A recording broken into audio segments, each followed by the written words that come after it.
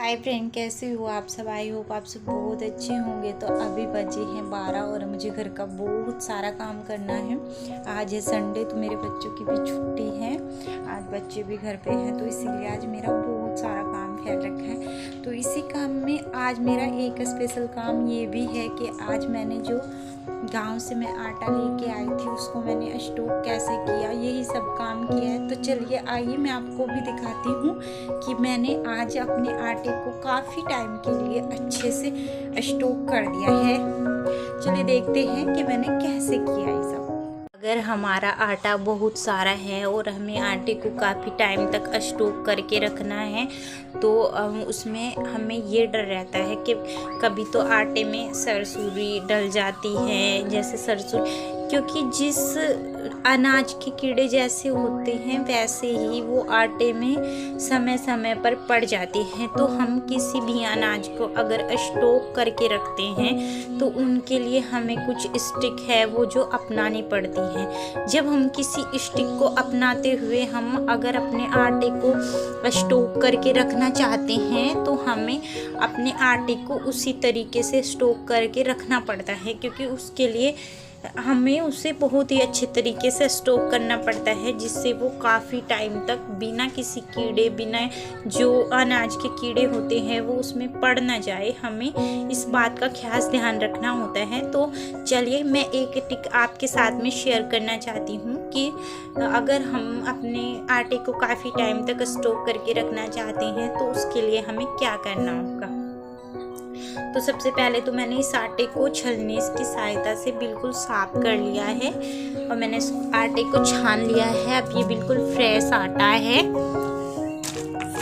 है, तो मैंने इसको काफ़ी अच्छे तरीके से छान लिया है, बिल्कुल साफ कर लिया है मैंने इसको छलनी से। अब मैं इसको डालूंगी डब्बे में। तो चलिए हम इसको कैसे डालते हैं आइए मैं आपको दिखाती हूँ। तो मैंने ये डब्बा ले लिया है, ये देखिए मैंने इस डब्बे को बहुत ही अच्छे तरीके से साफ कर लिया है, उसको मैंने धूप में सुखा लिया है। इसी डिब्बे में मैं इस आटे को स्टोक करके रखूंगी।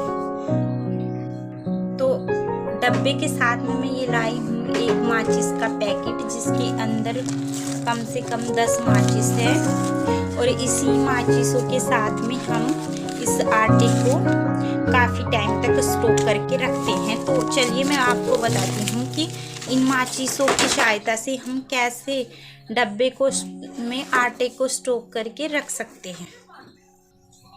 एक तरीका तो ये है कि हम इस डब्बे में ऐसे माचिस डालकर ऊपर से आटा डाल देंगे तो भी ये स्टोक होकर रह सकता है, लेकिन मैं थोड़ा और भी अच्छे से उसको स्टोक करके रखना चाहती हूँ। तो इसीलिए मैं इस डब्बे में मेरे पास एक जो बहुत बड़ी ये पन्नी की सोप है, तो मैं इसको इस डब्बे में डाल के रखूँगी, क्योंकि मुझे और भी ज़्यादा आटे को वो करके रखना है। तो मैं इसमें ऐसे इस पन्नी से इस आटे को, क्योंकि आपने देखा भी होगा हम अगर मार्केट से भी कोई सामान लेकर आते हैं तो अगर हम उसको किसी पन्नी वगैरह में रखते हैं तो वो काफ़ी टाइम तक हमारा अच्छे से रह जाता है, उसमें कीड़े नहीं पड़ते, वो शुद्ध होता है। और जो अगर हम बाजार से कोई दाल आटा खुला लेके आते हैं तो उसमें बहुत जल्दी से कीड़े पड़ने का खतरा बना रहता है। तो इसीलिए अगर हम पन्नी में डालेंगे तो नमी नहीं पैदा होती आटे में या किसी भी अनाज में, जो नमी है वो नमी नहीं हो पड़ती। तो इसीलिए वो काफ़ी अच्छे तरीके से काफ़ी टाइम तक अच्छे तरीके से स्टोक होकर हमारा फ्रेश आटा और जो का त्यों, यानी कि जैसा हमने उसको अच्छे तरीके से डाला है शुद्ध करके, वो ऐसा का ऐसा ही रहता है। मैंने काफ़ी अच्छे तरीके से इस पन्नी को इस डब्बे के ऊपर सेट कर लिया है और अब इसमें मैं एक माचिस की डब्बी भी डाल देती हूँ और फिर मैं इसमें अब आटा डालना स्टार्ट करती हूँ। और इस डब्बे को मैं अब ऐसे आटे से भर दूंगी, मतलब भरूंगी नहीं, आधा तक कर लेंगे हम इसको। ऐसे ही मैंने इसमें आटा डाल दी है, जो मैंने साफ आटा किया है इस आटे को मैं इस डब्बे में हाफ करके भरूंगी, यानी कि आधा मैं इसको भर लूंगी। आधा कर लूँगी मैं। तो ये देखिए मैंने आधा इसको आटे से भर लिया है। फिर से मैं इसमें एक माचिस और डाल दूँगी और फिर मैं ऐसे इसमें आटा डालूँगी। तो ऐसे ही ये प्रोसेस हम करते चले जाएंगे जब डब्बा भर जाएगा तब तक। तो इस तरीके से मैंने इस डब्बे को फुल कर दिया है।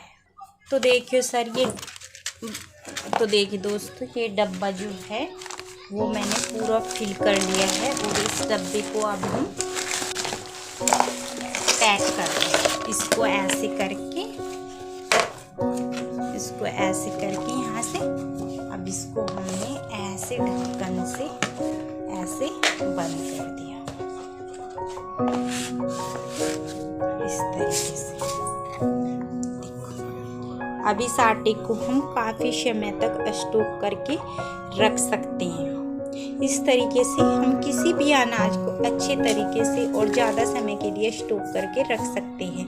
जैसा हमने इस आटे को अभी रखा है, अगर हम 6 महीने या 2 महीने 3 महीने, बस जितना भाई किसी अनाज की कैपेसिटी होती है रखने की, क्योंकि मक्की का जो आटा होता है वो ज़्यादा टाइम से नहीं रहता, लेकिन ये जो आटा है अनाज का ये फिर भी काफ़ी टाइम तक रह जाता है।